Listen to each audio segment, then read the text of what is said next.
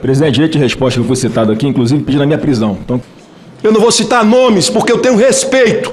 Eu não vou citar nome e peço respeito quando eu falo que eu não estou em debate com Vossa Excelência. Eu não estou em debate com Vossa Excelência. Eu não estou em debate com Vossa Excelência, mas eu estou falando, o direito da fala é meu, o senhor tem que me respeitar. Porque senão eu vou dizer que golpista tem que estar na cadeia. Começando com o seu pai. Começando com o Flávio Bolsonaro, com o presidente Jair Bolsonaro. fala, presidente, fui citado. Certo? Não, você não foi citado. Começando com Jair Bolsonaro. Atenção, senador. Não, ele interferiu na minha fala. Rogério, por favor. O que foi falado aqui é exatamente como o judiciário está se comportando. Um pré-julgamento, sequer a denúncia ainda e a condenação, né, já é pedida com prisão, com punição previamente determinada. Esse é o raciocínio de quem diz defender a democracia. Obviamente, a melhor coisa que se faz para desmascarar um comunista é dar a ele a palavra. Obrigado, presidente. Bom dia, senhor presidente, a todos os sabatinandos, todos os familiares dos senhores que se encontram aqui, apoiadores, né, também trouxeram uma torcida que é importante. Presidente, quero me dirigir primeiro aos candidatos ao Conselho Nacional de Justiça, porque talvez esse seja o momento mais importante em que nós vamos aqui votar para escolher pessoas que vão para o CNJ. E mais importante porque a realidade do Brasil hoje é que tem um ministro do Supremo Tribunal Federal que simplesmente bagunçou a democracia no Brasil. Atropelou toda a legislação, ignorou prerrogativas de advogados, rasgou direitos humanos, direitos fundamentais, inclusive que constam de tratados internacionais dos quais o Brasil é signatário, e infelizmente está fazendo escola. Muitas pessoas na magistratura têm se inspirado no ministro Alexandre de Moraes para fazer as maiores atrocidades e covardias à revelia da lei nas instâncias inferiores. E isso está tendo um reflexo, presidente, não só em toda a sociedade, mas dentro da magistratura, dentro do parlamento. Aqui no parlamento, deputados e senadores têm que medir as palavras para não se tornarem réus, para não virarem alvo de ministro do Supremo. As pessoas têm medo de dar sua opinião em rede social, porque rapidamente uma parte da imprensa, principalmente, rotula como discurso de ódio. E o que é o discurso de ódio? O que é uma fake news? Quem define o que é mentira ou o que é verdade? Tem coisa que é clara. A gente sabe que é mentira. E a própria rede social trata de descredibilizar a pessoa que posta alguma coisa como sendo mentirosa. Mas tem coisa que não. Ontem, falar que vacina não era 100% eficaz era fake news. Hoje, vê-se que era uma verdade. Mas pessoas foram punidas, foram censuradas, tiveram seu ganha-pão retirado por decisão judicial, seus canais desmonetizados, porque deram suas opiniões naquele momento. E é difícil colocar isso num texto frio da lei, porque hoje a realidade é a seguinte: doutor Badaró, doutor Ulisses, doutor Terto, que uma discussão com o ministro do Supremo em aeroporto vira crime contra a democracia. E pior, a vítima avoca para si o processo, ignora o Ministério Público, escolhe quem são os policiais que vão fazer a investigação. Se a investigação ficar ruim, ele manda voltar e fazer o relatório de novo porque ele quer incriminar aquela pessoa, uma pena que ele já predeterminou. Por muito menos o Lula foi descondenado, né, Moro? Por muito menos.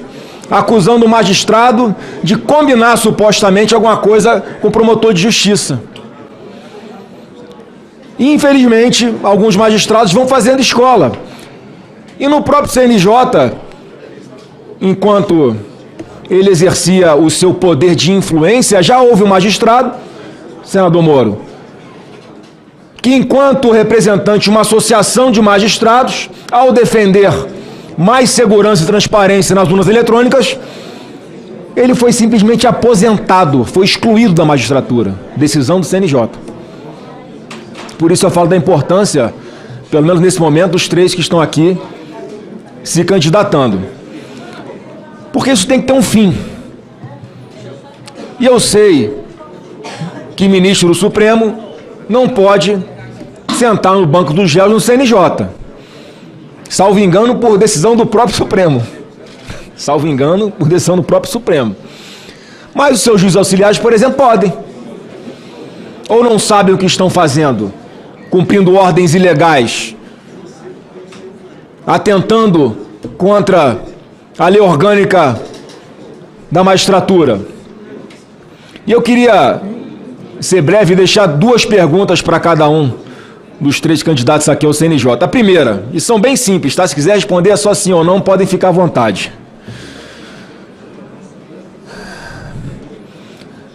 Os senhores serão subordinados do presidente do CNJ ou não? Uma pergunta. Segunda pergunta.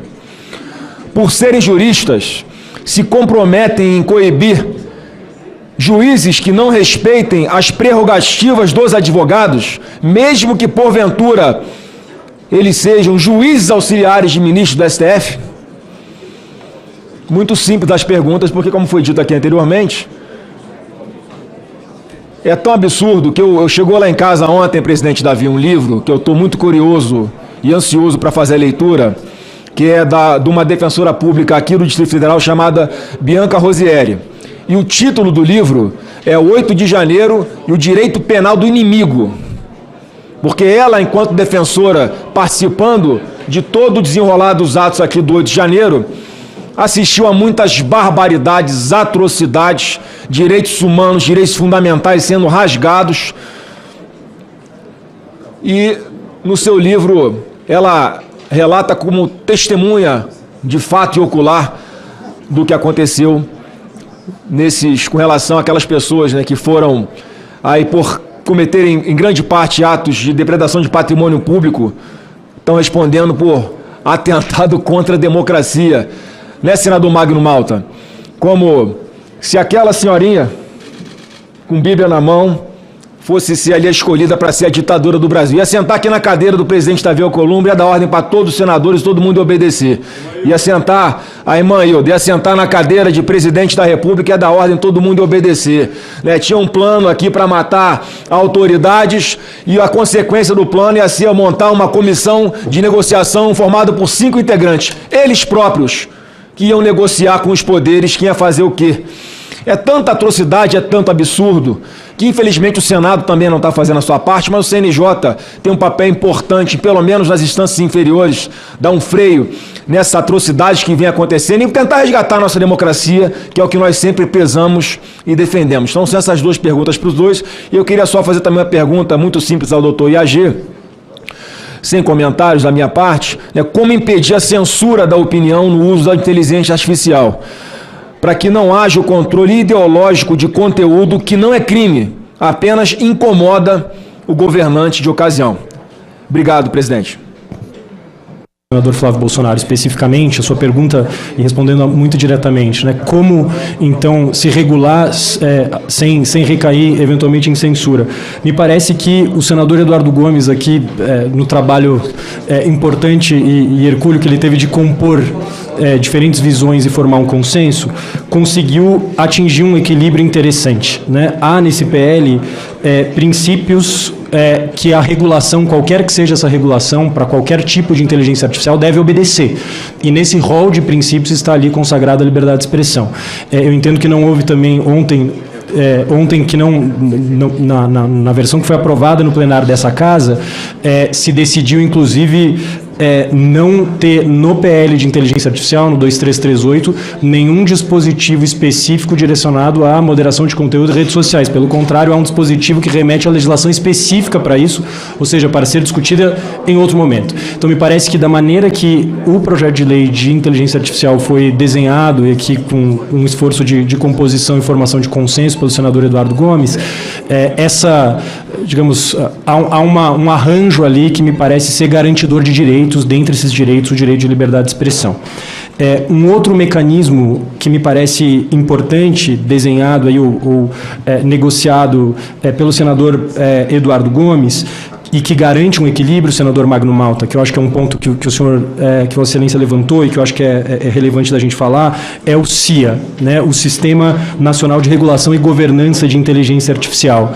Da maneira que esse sistema está previsto no projeto de lei aprovado ontem em plenário, ele não cria nenhuma nova autoridade. Então, até a lógica desse sistema foi, por um lado, dizer o seguinte: vamos aproveitar a estrutura do Estado brasileiro já existente hoje, então não se criou nenhuma autoridade ali. Eu sei que isso ainda tem um percurso de debate na Câmara dos Deputados, mas não se cria nenhuma autoridade. E um outro ponto que é importante, me parece prudente da maneira do senador Eduardo Gomes pensar essa relatoria, os senhores e senhoras senadores votaram nessa direção, é de se pensar um sistema e não um órgão centralizado com todos os poderes ou incumbências de se tomar decisões.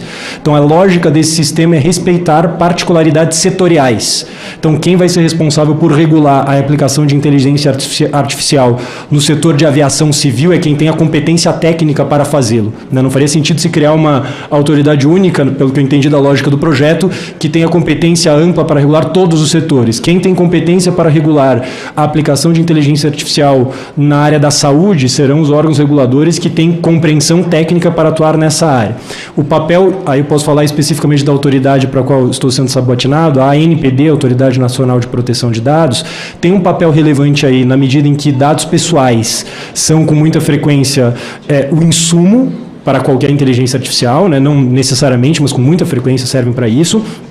E a ANPD, nesse projeto, assume dois papéis, senador Magno Malta. Um é um papel residual, então é dizer, tudo aquilo que não for de competência de outros órgãos setoriais, pelas suas especificidades setoriais, vira competência da ANPD para exercer a regulação de inteligência artificial, e terá um papel coordenador. Então, em nenhuma hipótese no desenho... Acredito que só tem duas perguntas, né, senador Flávio Bolsonaro?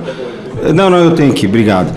Primeiramente, se seremos subordinados ao STF. Senador, eu sou subordinado à educação que minha família me deu. Eu sou subordinado à liturgia e sou subordinado ao respeito. Mas, pela Constituição, cada conselheiro vota com a sua consciência e, como eu coloquei na minha apresentação inicial, respeitando a minha honra, o bom senso. E, obviamente, nesse caso, por mais que eu tenha a subordinação de educação, de respeito, de liturgia e até de admiração, eu vou votar da forma que tiver convicção naquele momento, obviamente analisando o processo da forma mais adequada possível.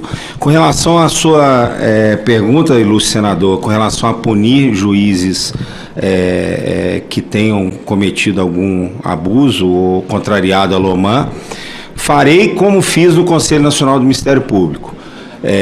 Irei sim punir, verificando, obviamente, o caso concreto e sempre respeitando a ampla defesa e o devido processo legal.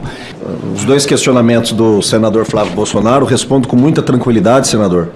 Não há nenhum tipo de subordinação entre os membros do Conselho Nacional de Justiça, de qualquer uma das suas categorias, ao presidente daquele mesmo conselho. A única subordinação que tenho, se aprovado como membro do Conselho Nacional de Justiça, é a Constituição Federal e as leis do país. Todos os membros do Conselho Nacional entendo que assim devem agir, e o presidente do Conselho Nacional de Justiça, ele é um membro do colegiado, assim como os advogados que lá compõem aquele conselho, com o mesmo peso de voto e com uma atuação de respeito absolutamente recíproco e mútuo. Vossa Excelência tocou num ponto muito importante sobre magistrados que não respeitam prerrogativas dos advogados. É preciso se observar com análise bastante acurada de cada caso concreto se há uma violação absolutamente dolosa, reiterada, de determinado magistrado às prerrogativas da advocacia, e me parece que sim, abre espaço e campo para uma atuação correcional do Conselho Nacional de Justiça. Situações que observemos que são pontuais, é possível também acionar a consensualidade, chamar as partes para o diálogo. Acho muito importante o diálogo. Eu vou para o Conselho para exercer exatamente aquilo que tenho feito na advocacia, exercer um papel de conciliador, daquele que está aberto ao diálogo, à consensualidade. Então, acho também que vários casos é possível resolver desta forma. Autorizado por nosso inquisidor, senador Flávio Bolsonaro, serei objetivo. Inquisidor. exatamente o termo correto. Obrigado, senador. Mas autorizado por Vossa Excelência, serei objetivo. Não, de maneira alguma, e espero já ter provado isso ao longo dos últimos 2 anos. E para a segunda pergunta, sim, sobretudo quando estiver em jogo prerrogativas da advocacia e o direito de defesa dos jurisdicionados ao CNJ. Com certeza, não me curvarei a qualquer investida dessa natureza e, em qualquer hipótese, podem ter certeza que, da mesma forma que ouço a OAB para levar a posição da classe que representa o CNJ, continuarei francamente aberto a ouvir Vossas Excelências com a experiência que têm e com a carga de legitimidade que possuem, representando as respectivas unidades federadas e o povo de cada unidade federada do nosso país. Em relação aos questionamentos do senador Rogério Carvalho, né, que fala da observância aos precedentes, ao mérito dos acordos de não persecução penal, acordo de não persecução civil, eu tenho certeza, até por determinação legal no CPC, os tribunais têm que manter as respectivas jurisprudências estáveis, íntegras e coerentes, né? E o regime de precedente vincula, sim, a magistratura. E descumprir precedente tem que gerar alguma consequência, né? Porque senão ele desarranja o sistema de justiça e prejudica a necessária racionalização dos serviços do Poder Judiciário. Então, para esse tipo de consequência sem fundamentação e motivação, com certeza tem que ser apuradas as responsabilidades, sem qualquer prejuízo à independência funcional dos magistrados. E a solução, senador Alcolumbre, em relação à construção de políticas públicas e a preocupação trazida aqui pelos senadores Magno Malta, Flávio Bolsonaro, Rogério Marinho, senador Isalci também, o próprio senador Contarato, com certeza dependem muito de governança. É uma palavra muito utilizada aqui, mas governança com... Isso quem me ensinou foi um general do Exército, em breve, se o Senado permitir, ministro do Superior Tribunal Militar, general Amin, que diz que é o seguinte, que essas questões estruturais que envolvem políticas públicas, inclusive as judiciárias, elas se resolvem com inteligência e cooperação, porque do contrário elas não funcionam, cada qual no seu quadrado, né? Também diria o filósofo, né? Cada qual no seu quadrado, cuidando dos seus espaços de competência para resolver essas questões, inclusive essas mais complexas, como a política antimanicomial. Eram essas as breves considerações que queria fazer e assumo o compromisso. Se eu escorregar, senador, pode puxar a orelha que eu me arranjo, não tenho compromisso com erro. Gostaria de deixar claro que as opiniões e informações apresentadas aqui são de responsabilidade exclusiva de seus autores. Como criador deste conteúdo, não me responsabilizo por consequências. Pesquise e busque orientação profissional antes de decisões significativas.